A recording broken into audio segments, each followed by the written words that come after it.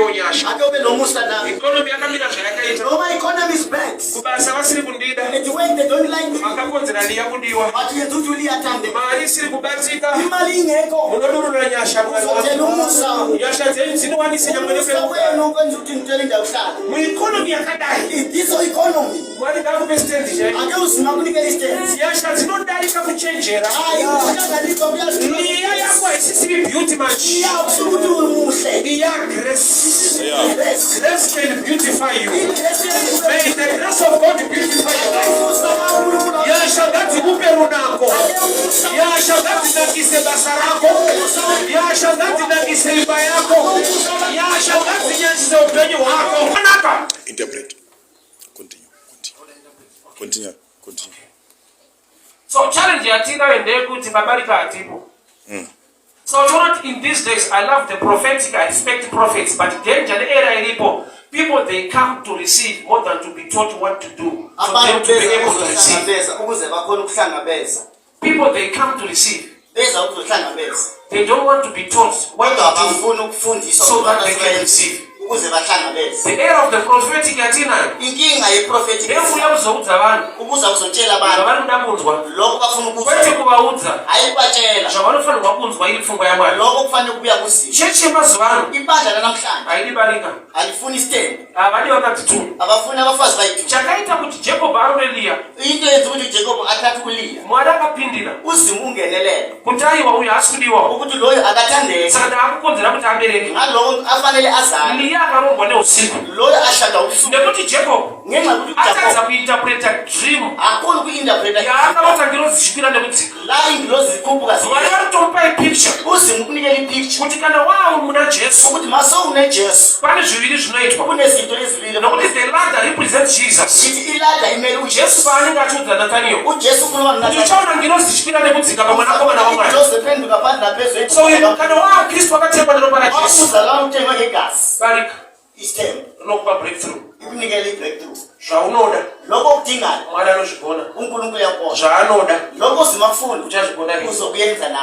Yeah. Noah found favor in the sight of the Lord. But akaudzwa zvekuita. To build an ark. Kurati kune human effort. Akasimudzwa ari muareka. Yaakavaka nemaoko ake. Ndakambotana nemukomana unzi Moses.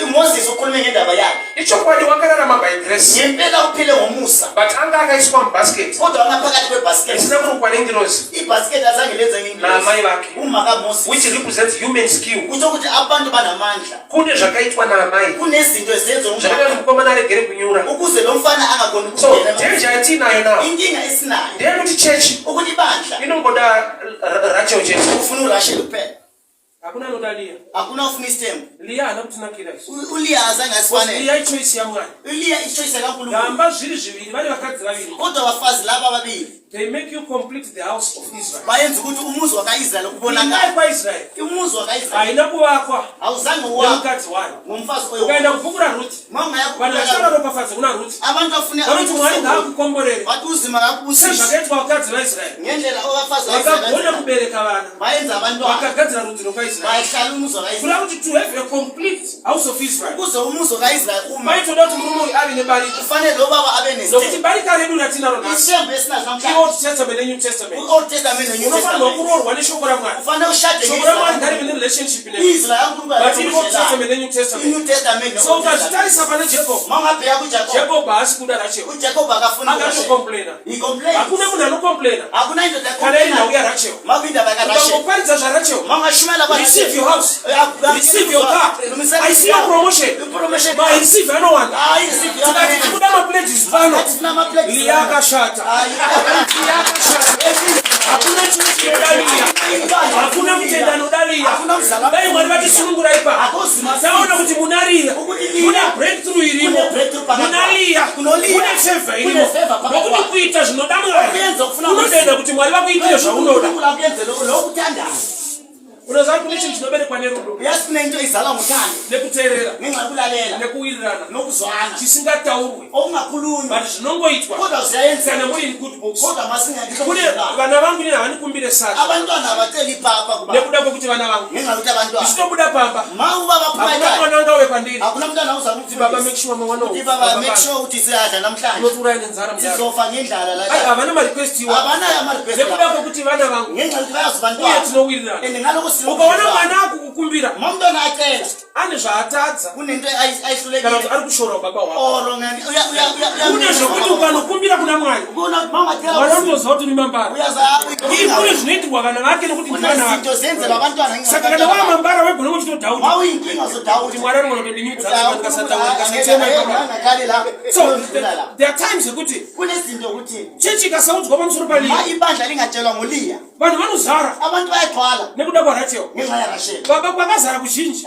la indawo human choice abantu bafuna izinto zibambekane zvinonzi zviitirai mwari loko akuthi unkulunkulu asimenzele abafundi saka vanozara iko bagcwala kuleya ndawo and after some time ngesikhathi esiye they become disappointed bayadisappointed voregera kunamata bayekele kuti kuzakuza vakaudzwa zvaliya ngenxa yokuthi batshele I ngoliya see your house indlu yabo I see your car ngibona umuzi wabo I see you rising ngibona uphakama shuwa mwari unosungudza vanhu uzima uyaphakamisa abantu but pane nyaya manje kodwa indaba barika isithembu kune anoda kuroorwa ukhona ofanele ashade and haumuroore nokuti unomuda angeke umshade because yamthanda unomuroorera kuti ndo programu yamwari iripo unkulunkulu ufuna lokho nokuti zvinodiwa namwari lokho kufuna nozima haisi choice yemunhu akusi choice yomuntu ichoice yamwari is the God is saka choice iye anodawo kuti ude izvozvo ngalokho ufanele ukuthande iwo kuti akuitire ukuze akuyenzele lokho ndokunge wada zvaanoda ngaphandle kokuthi uthande so lokho secret yeblessing isikret iri esikusiza pabarika isengasithembu nokuti imba yekwaisraeri indlu yakaIsrael haigone kuzara angeke igcwale nokuti waroora rachel ngenxa yokuthi ushade urashela inongozara izogcwala kana waroora rachel mawukathi eliya uliya norashela nokuti kuti tiwane jesu masifuna from ujesu the line of tribe of judah ngendlela ndokunge yakajuda taroora zvisingadiwe zvazvo fanele sithathe lokho so kune zvinhu zvakatinakira kunezinto ezinzima zvakaitwa kodwa mune zifihlile zvakatishatira kuloko kumbithi kune vhangeri kule rakatinakira ivangeli rinovigwa eyifihlakele munera usingafariri abantu ngabathanda breakthrough yako ibreakthrough yako iri muvhangeri ingaphakathi rinenge kweshimayelo breakdown yako yenza ungathi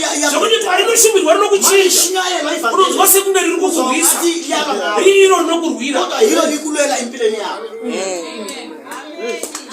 kune zvinorwadza kunezinto ezibuhlungu zvaakugamuchirwa nevanhu vaamachuwa ezihlangabezwa nabantu sebakhulile tikarwara so ngesikhathi masithi taenda kuchipatara esibhedlela onze unofanira kubaya majekiseni jove umjovo oyi-5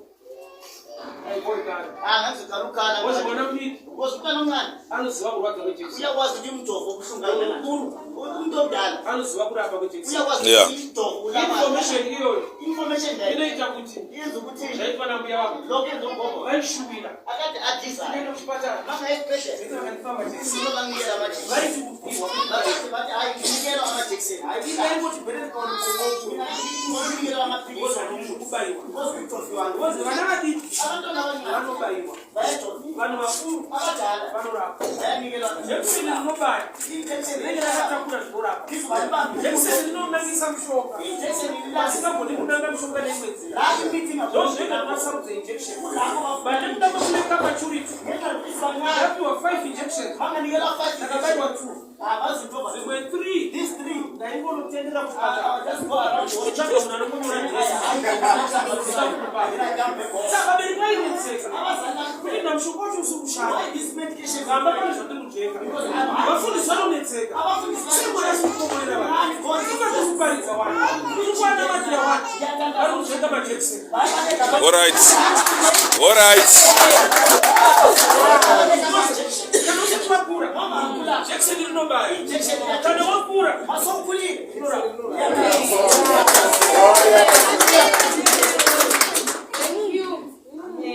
tiri muchikoro nevamwe vokuti taenda kunotamba bhora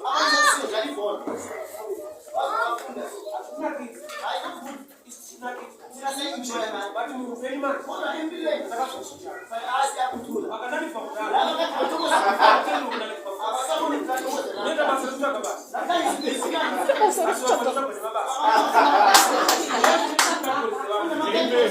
anotsvaga basa oita mabasa atsvaga saka kiti statement yekuti mabasa ari kunetsa ihave truth osingavula newspaper kana mena mainternet unotsvagwa engineer but iwewe kuti mabasa ari kunetsa imsebenzi yakho.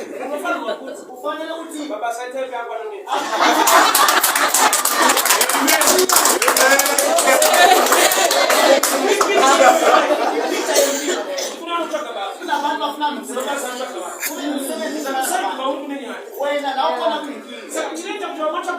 What makes others to be saved in the way? Because you're peace. We never be peace now. Life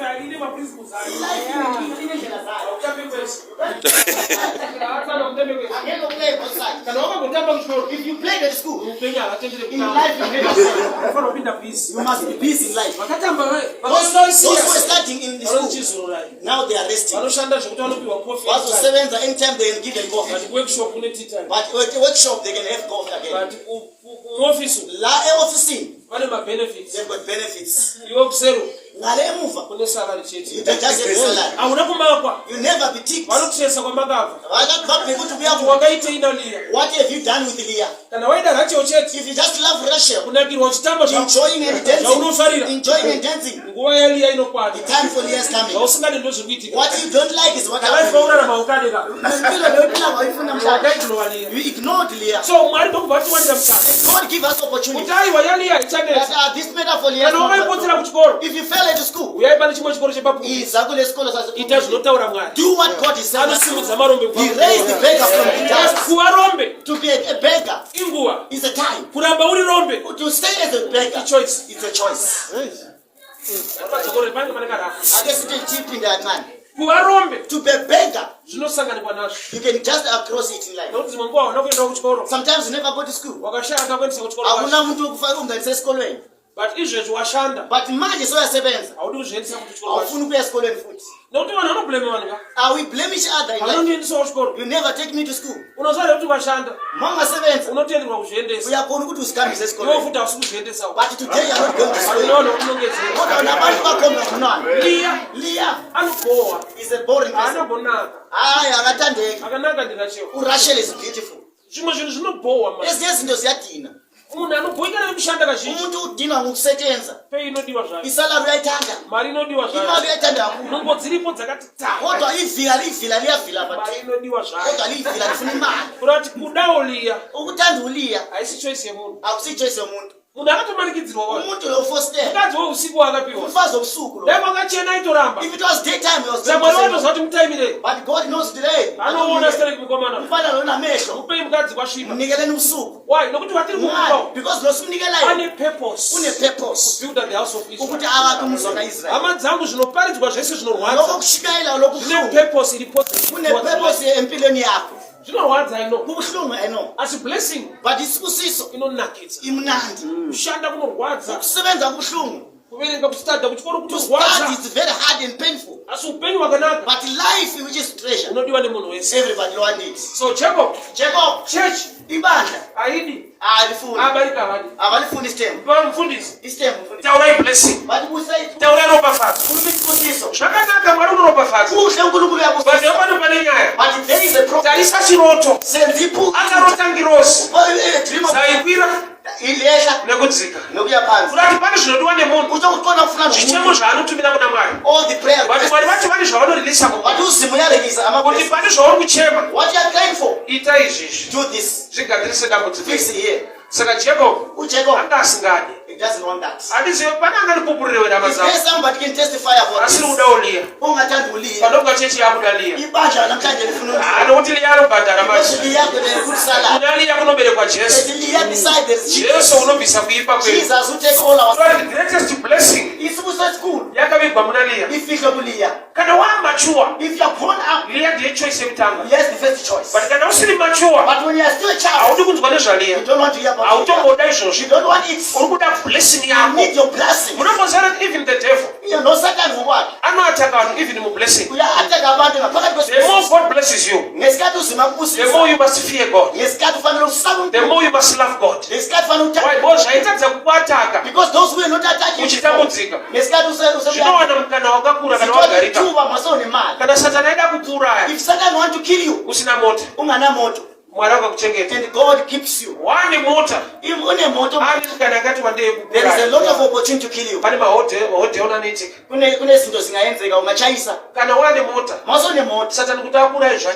The devil can kill you. It's easy. It's easy. So if you don't have a car, you don't have a head on.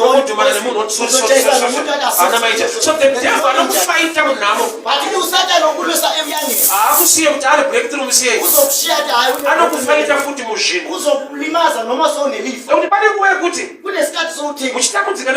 when you suffer with your husband, you'll be in love, in fellowship.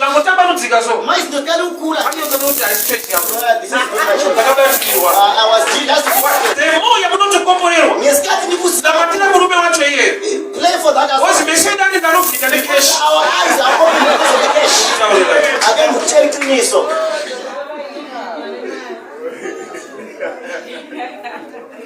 And we are blessing. When the blessing comes, the person must love God more. We chief or a chief or council. But if you are a president now, they need guns and guns. Because the position on a higher level, which attracts a lot of enemies. When you are chief, even there is nothing to wish for that. So they are higher, the more enemies. So you need the grace of God. At that level. The devil also attacks people.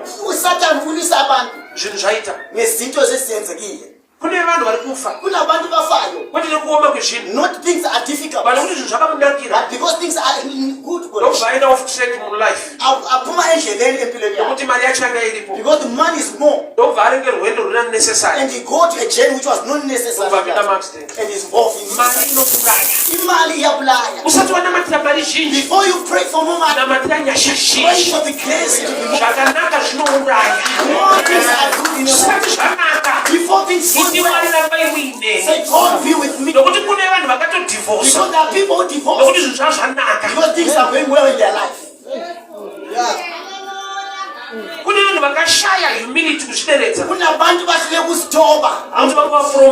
Because they were promoted. Promotion can bring bad tempers in your life.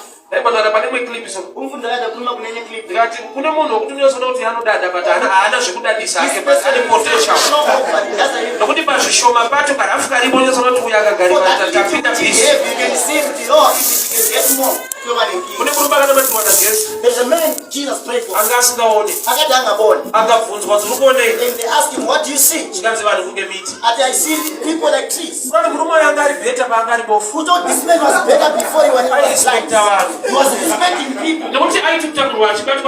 People that were carrying him and going. When he started to see people like trees, who thought he was seeing people like useless. If things goes well, they don't respect it. You are no longer respected. It's not in the situation.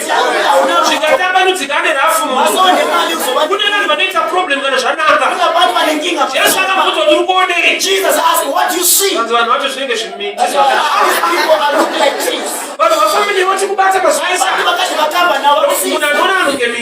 person who sees people like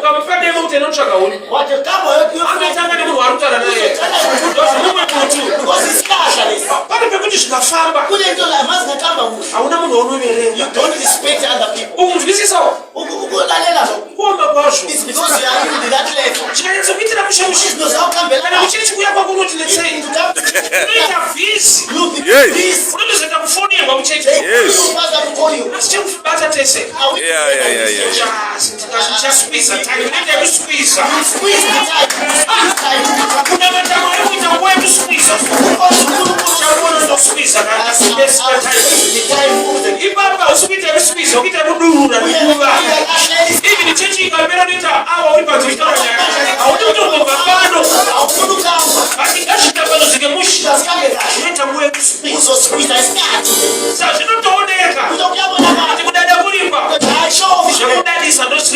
Show So she started shouting down to she went on. But you are in one day when you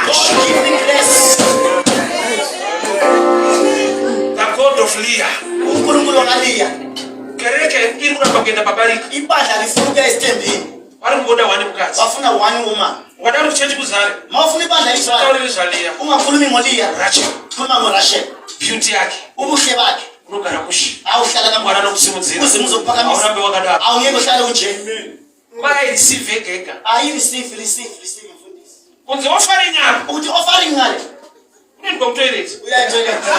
Hakuna I receive. I receive ukuhlengela ukusebenza. Hakuna anaona that opportunity kuti yakanaka. Hakuna umuntu obona the doors kuti yet secret ye breakthrough. Ifihlakalo ye breakthrough. Nokuti Leah ndiye mkoma. uLeah is the big sister. Ozo uya Rachel. Then come Rachel. So awugone kuenda pana Leah. You can't go to Leah. Kana wakajamba pana Rachel. If you jump Rachel. Nyangwe Laban ati mtsinga yekwedu. All Laban says our tradition. Mwari ndokubva vasitsingira. And God supported. Ndotsinga ya Mwari. That is God is a tradition. Laban ati kunyika kwedu atiite iyoyo. Laban says we yekutanga nemfano siya ngoma. don't take the young sister. Itsinga yekwana Laban. Kutokuti akusoka Laban. Apa itsinga yekudenga. It was God is couch. Kuti utange ne blessing. You can't start with the blessing. Unotanga ne worship the blessing. First you worship the blessing. Unotanga ne kuitira Mwari wacho. Do things for God. Kuti ugone kugamuchira zvano kuitira. And receive what he Saka zhinji vedu toda kutanga na Rachel. You want to start with Rachel. Hallelujah. Kune zvinoitwa. To love what's supposed to be done. Zvinokusanganisa nezvaunoshuvira kuti Mwari ndiite. Which makes you to go what God wants you to be. Ufunge Mwari akatendeka zvekudaro. Uzimutembekile kangaka. But is a God of principles. Kodwa kune migomo yake. Pane zvinoda kuitwa. Kufanele ukuyenza. Kana mubereki akafarira mwana zvakadini. If the parent love the child. Hakuti mwana abva kunotambota watomuzora mafuta. Umudobisa ivaseline akuyodlala mwana ntanga agezeswa. Kalo ageze. Kugezeswa kune one program isikadiwe. Ukugezwa kune program ekhala engathandeki. Sekuzi tinogeza nedombo kafuta. Thina sigeza ngeliche. Dombo atiride. Iliche asilithandi. Dombo asimafuta. Iliche is not oil. Bantu matuzowana mafuta dombo rifana rakushanda leo. Uthola ivaseline kufanele kudle iliche. Saka Leah idombo. Leah iliche. Rachel winivile. Rachel ivaseline. Saka amuna adi kukweshwa mashi. Umuntu akafuna ukugezwa. Ndakamboita ronda ndikaenda kuchipatara. Umfundisi uya nesilonda. Chandikuda kurapwa. Chandikuda bandage. It's just a bandage. Chandikuda mushonga. Oh, medication. But vakatora cotton. They take cotton. Ndokubva vaidipa mumvura inodziya. And put it in the spirit and ndokuvatanga kugeza ronda. and start to wash it. Zvairwadza. It was painful. But karwamba ranzvireiwaya. But in that pain, ndeyekuti mushonga uwane so that the kunyatsobata. medication can get ugone in kurapika zviri and proper. get healed well. So vazhinji vedu Most of us, tinongoda mushonga wacho. we just need the medication. Why? Because kune mushonga unotapira. Because the medication which are sweet, Siri vafana vadiki. we are little Mushonga wechikosoro. you know, the cough. Vamwe vako vakapiwa even usiri kukosora waingoti Just so that waitapira werepso. the cough mixer. wailosi Yeah, uzayimnandi. unonaka. Umnandi. Ndokuti usingarwari unyepera kurwara. Noma ngakhulu yaphila. Yoneche yemunhu munhu ada It's zvinonaka. the nature of human. Munhu anoda zvinonakidza. Funa ukunandi. Munhu haadi zvinoita kurwadza We so. don't want anything to Zvinoita kurema so. We don't want nothing. Munhu anoda zvinonakidza. Something will make us happy. Saka kwedu manje kunoku. La at school. Labhani ari kuita cheuku. Saka kunoku kumanje. In this side, Tinozwa kuti wakanaka mamuona. we know the beautiful is But here. tinongokupa imwe package. But we give you another package. Timu yamusingade. The team which you don't like. Tinayo futi We pana. have it here. Saka toita zvekutokutaimirai. We just link and Wazi fair hamudi. fair. Saka kuti Mwari pavakatora mbabvu muna Adamu. When God take the rib from Adam, Chakatanga kuitika Mwari vakakonzera Adamu kurara. God make Adam to sleep. Nokuti munhu ari kutorerwa. Ngenxa umuntu akafuna ukuthathelwa. Munhu ari kutorerwa. Umuntu akafuna ukuthathelwa. Munhu ari kutambudza zvinhu zvake. Akafuna ukhipha izinto zakhe. Even ari Mwari ada kutambudza munhu. Uzima. Ona Mwari vakuti tsano imburarai. Ayilala mntanami. Kuzoti vakasvinura haibudire program.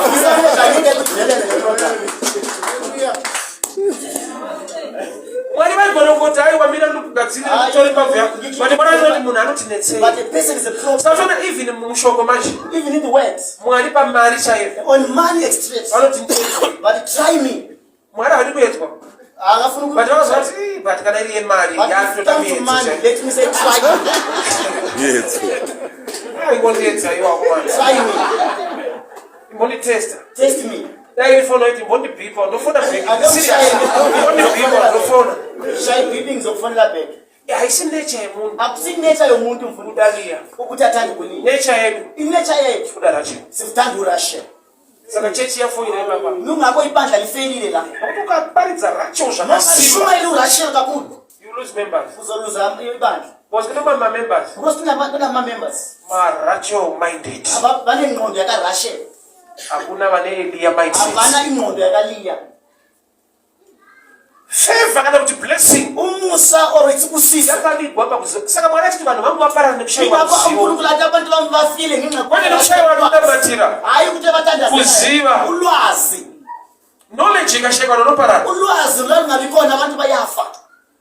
Mwari mshokora mwari mwana kuti let the birds fly. Uthi amajuva akhe afly.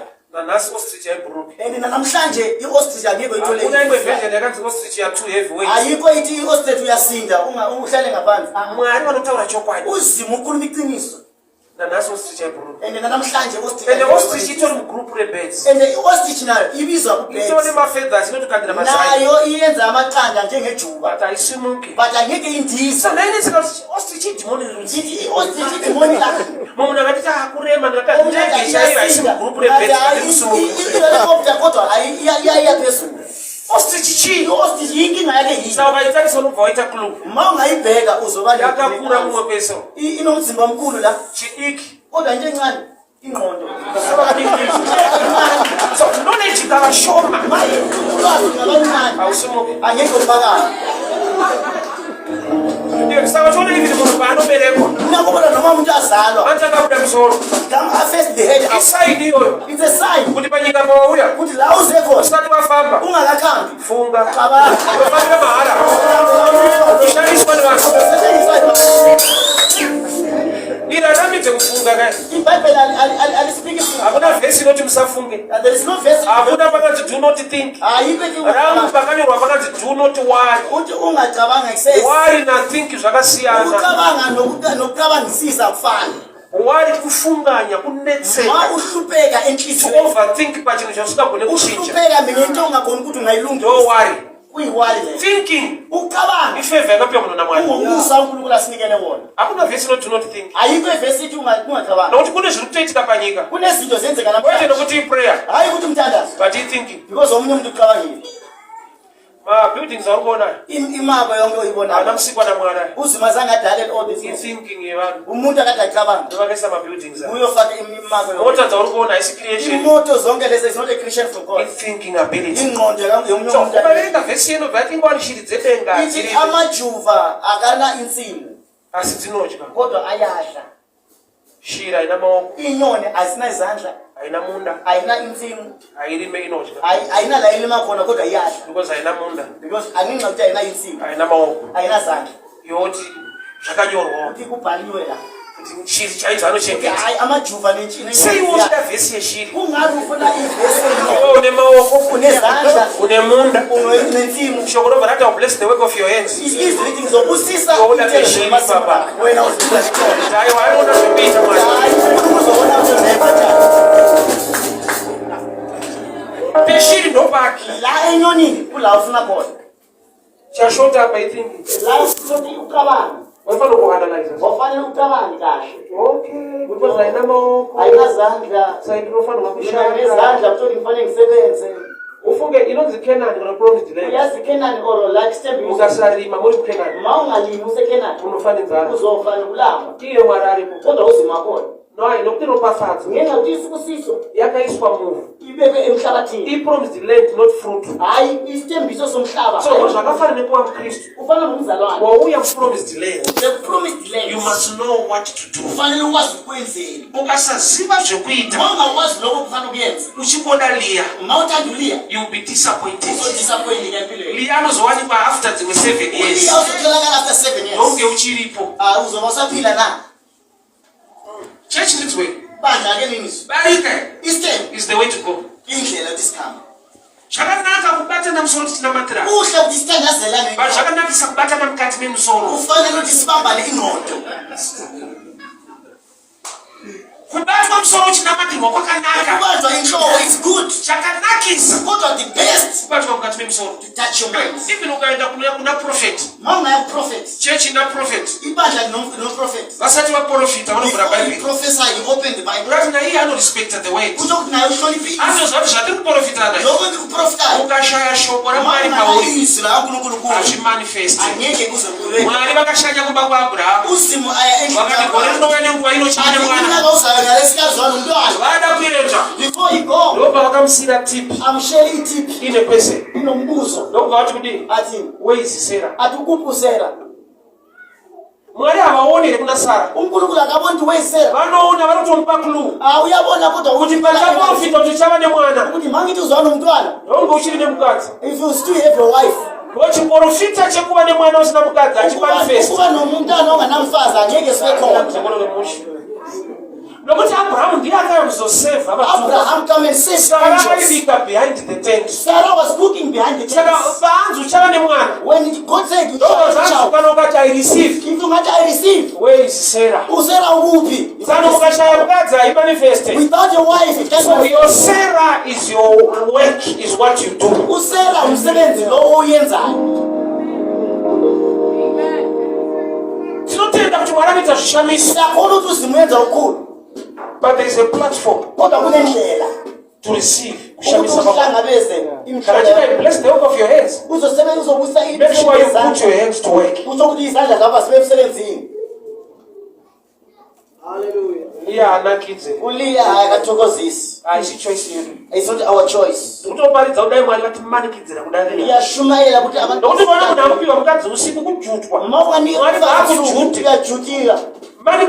Akofostele gamuchira uhlangabeze chinodiwa nemwari izinto uNkulunkulu ugone kuzogamuchira ukhona uzohlangabeza unoda lokho udingayo.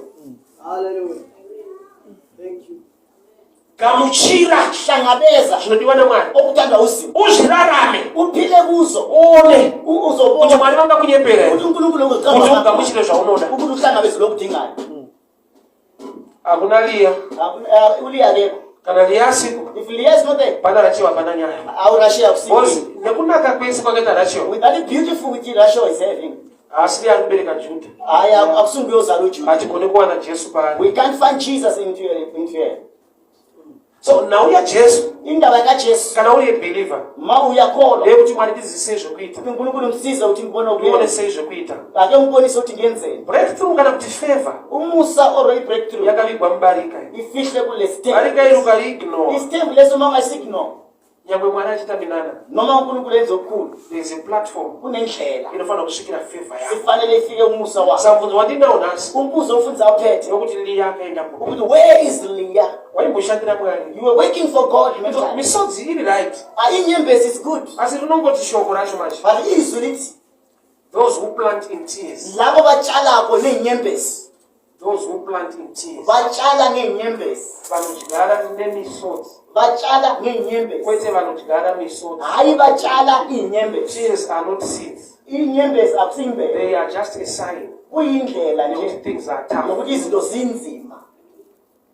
Hey, Mwari responda kumisodzi if uNkulunkulu akade reply inyembezi panodvala idoti bali iminyango zikhale sonke ata iboka kusvika kumafoni kala nje ufana kuloko zikhala nje but tipi ndiyo but keep in mind imbomira kuchema stop crying kune mukadzi akafirwa nemwana ukhona umama ofela umntwana akasangana pagedhe re9 ahlangana negedhe 9 Yesu akati kuna mai mirai kuchema ati hayi jama ana mutanga amutsa mwana azange avusa umntwana akatanga amisa chiri kuchema hayi lo akadakala stop crying kuti minada iripo kuti mihlolo noma ikhona bali kuchema imbomira ukhala ake umela ngani but amkati akateerera Jesu umama maalayele uJesu akanyarara athula mwana akamutswa umntwana avuswa imbomira kuchema stop crying uteerera Mwari listen to God oita zvaanotaura and do what God says because pane nguva yekuti kuchema tanzwa napo we already tired of being crying maansaza asi kuya nemisodzi ayabuzi ngenyembezi sei tichiparidza manje why are we preaching today kuonesana manje ukuthi sibonisane kuti kana tati chemei masingakhala sakhala ite we do chema mchana we cry little tuitewo zvinotaura we Mwari do what the word of God kuti Mwari says anokusiya and see what God gonna do to it's a us problem manje inkinga yethu ndeyekuti munhu umuntu kudaliya ukuthandulia aiwa haisi nature yedu it's asi not our nature neusimbe hwese munhu anotoda kumari our laziness but we need money usimbe hwese umari inotodiwa our laziness but we need money achitorovha kubasa achitoda pei yakakwana uyalova emsebenzini but we need full salary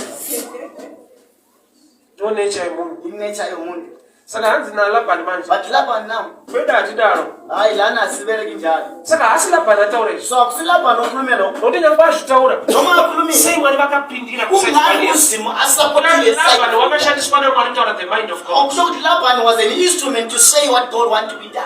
Amadzangu ame living testimony. Awufundisi uyi living testimony. Yekuti ukaita Mwari zvaanoda kuti uite. Maungayenza lokho uNkulunkulu afuna. Unosangana nezvawaishumira muupenyu kuti vape. Uzohlangana nezinto ozidingayo empilweni yakho. Ndine zvandinoitira prayer. Akuthandazelayo mfundisi. Ndine zvandinozoita prayer yekutenda zvaitwa tisina kuita prayer. Kunalokho engizoyenza ukuthi baba ngiyabonga kodwa kune zvimwe zvokuti kana kurota nobvira ndazvirota. Anzange ngiphupe nokuphupha. Mwari ndokubva vazviita. But God have done it. Kana muna maka vakakaita kwaro kutenda Mwari. Umtandazo ngade ngibonga uNkulunkulu. Ndipe testimony ndigare pashi. Unikele testimony mfundisi afuna uhlala phansi. 2017 pandakachata. 2017 mfundisi maashada. Ndakafika ringi. Adruka le ringa ikhokile. Kuna akaona ndichiparidza ku UK pa Facebook. Ukona obona ashumayela e-UK Facebook. Ngoba mfundisi ndikona muchiparidza but munenge amuna ring makachata ere. Ati mfundisi ndikona ushumayela awuna ring ushadile mfundisi. Ngatandira. Ati angakashadi. Asa mukuronga kuchata rini. Ati so when are you arranging to do your ceremony? Ndakataronga kare mari ndoisi. Ati already arrange everything. Ose munhu unoronga tokoni mari yakapa. Arrangement but they don't have money. Don't go and all right. Ati okay mfundisi. Mangwana chesa mari Western Union. Tomorrow I will put money in the Western Union bank. Ndakuti muchate mfundisi. I want you to make sure your ceremony is going to be fulfilled. Ini kare ndikuti muchate unotora nguwa. I think kama kumshaka that starts. Ndakuti kuti unotora mari kwete. But I understand that money not kana mari ndipo kana kusukira pangwana muchate. If money is there tomorrow you can have it. Bana vakatamba ma steps emergency usiku ne usiku. Abanye bayenza ama steps emergency. Yesu ndakara ku next week ya. Because the date was already on the following week. Kuti mari yakabva yatoiswa mangwana. Because the following day the money was in the account. Chanzo wa. Okay, when the wedding zvese zvabhadhara. get everything was in place. Bana pandakaita dream. Hakuna mfundisi abane phupho. Chanyatsurunga muchato wangu. Ukuthi ngizoshaya umshado wami ngale ndlela. But Mwari pawakandithi chiita zvanokutaura. When God says do what I say. Enda paroda pauparidza. Hamba estrategically and preach. Andazange kutoenda kuchato. I didn't. I'm walking to my wedding. I was thinking I'm going to the street. Ndenge usatukuenda kuchato nenda chimanya. If I didn't understand I'm going for my wedding. Ukasakashapali unoita nemoyo wese. Mama, the importance of Leah, you do it with full hearts. Munhu wana akabhadhara muchato. One person paid for pastor's akafly kubva ku UK kuzoatenda muchato. Flying from UK to attend. Ndopandakatanga kutomuona munhu wacho. That was the first time for pastor to see that. Chato chipera achitodzokera. After waiting, it fly back. Leah. I don't know what's saying. It's a painful pills. Anabvira ndataita. Osakona zvokuti unobvira wazviitira dream. Ausange uphupe nokuphupa. Chingoita zvinotaura Mwari. Do what God is saying to you. You can fulfill your dreams. Nezvausinovira. Ufaliseni iphupho lakho ngaloko zange akupha ngakho. Waiti vafundisi vakagara pasi. Mavafundisi vangahlala phansi. Vakasimuka neringi pazvigunwe so. With their rings in their. Ndakamboita pfungwa ndifana kutenga ndigare nayo kuti usanyare pane vamwe. Kana unofundisa taura zvekuchata-chata. Abantu bakhuluma mshado kakhulu. Kupedzera uko ndinogara ndifana kugara nayo kukavira. Ngikavele iringi yami ngishali. But Mwari anozokavira kudarika zvakawanda. But God can come better than what you think. Amen. When people talk about their marriage things, you're being ashamed. Because I say, I want to she knows that. On the mind where they were going, they just say, take and take.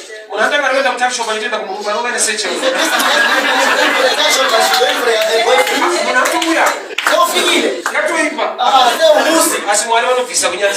God take out that. When I was at Leah at the field, on the street is not good to preach, but the benefits are so good. He meet the wedding while he was in the street. He even come with the cars while he stand on the streets. Are flying on the streets.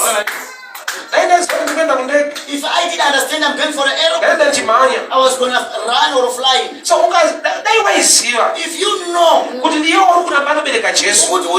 there is Jesus, so we're going to Jesus. Because you didn't understand. But I come to teach you. Do what God wants. People they love people they say you don't see.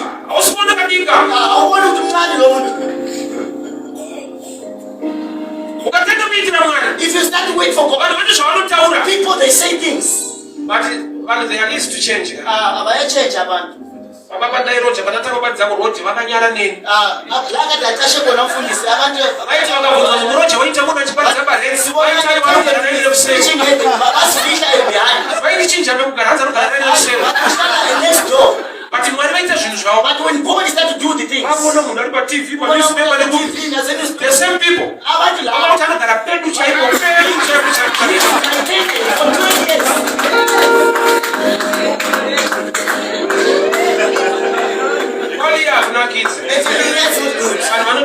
people they talk. Because they want to go on, so they say, well, why can't you see this? Russian. Why are you dying this side for you? But that's where Jesus is. That's where we are being saved and blessed. I just follow men who is attendant. Umtandazo wamfundisi wa the God of Leah. Ukutunkulu kalia. Ndiwani leo nyasha. Adobe no musana. Economy akamira zvayakaita. Roma economy is bad. Kubasa vasiri kundida. And when they don't like me. Vakakonzera Leah kudiwa. But you do Leah tande. Mari isiri kubatsika. Imali ingekho. Unodurura nyasha mwana. Uzotela umusa. Nyasha dzenyu dzinowandisa nyamwene pe. Wena ukwenza ukuthi ngitshele indawo hlala. Mu economy yakadai. This economy. Mwari ngakupe stand nje. Ake uzima kunikela stand. Nyasha dzinodarika kuchenjera. Hayi, uyagalika uyazi. Leah yako isisiri beauty match. Leah usukuthi umuhle. Leah grace. Grace. Grace can beautify you. May the grace of God beautify you. Yasha ngati kupe runako. Yasha ngati nakise basa rako. Yasha ngati nakise imba yako. Yasha ngati nyanyize upenyu wako. Let us begin to pray. Father, we thank you for your way. We thank you for your grace. We thank you for your favor. The God of Leah. The God of Leah. Even during the night. Makaronga baba wana no makaronga favor. Shirunamata kunamari wakatendeka. The same yesterday, today and forever. I decree and I declare your mercy, your grace and your favor. In the name that is above every name. In the mighty name of Jesus. The God of Leah. The God of Leah. In hard times, we prophesy breakthrough, success and favor. Yes,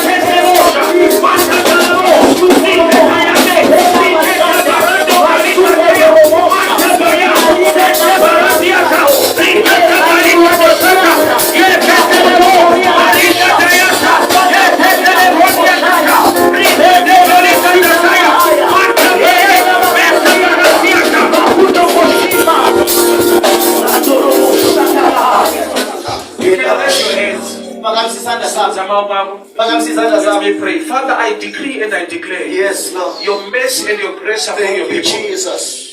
Thank you, Lord. The God of Leah. Yes, Lord. The spirit of acceptance. In the name of Jesus. In the name of Jesus. Yes,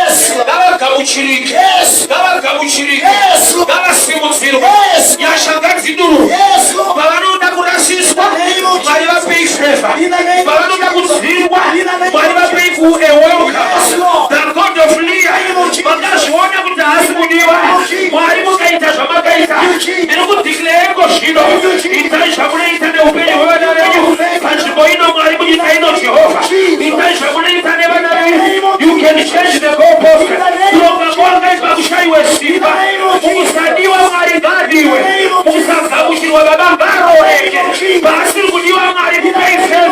The God of Leah, the God of Leah, economy yakaoma mwari, nabate marisi no tenda, economy yakaoma Jehovah, nabate mashendi nabate, mwari Israeli na benyasha, nakuti mwari mwari waita shishaiso, basi kukabuchirwa, kabuchirike.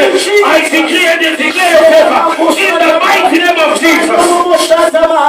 Amen and amen. May the good Lord bless you. May the good Lord favor you. Walia,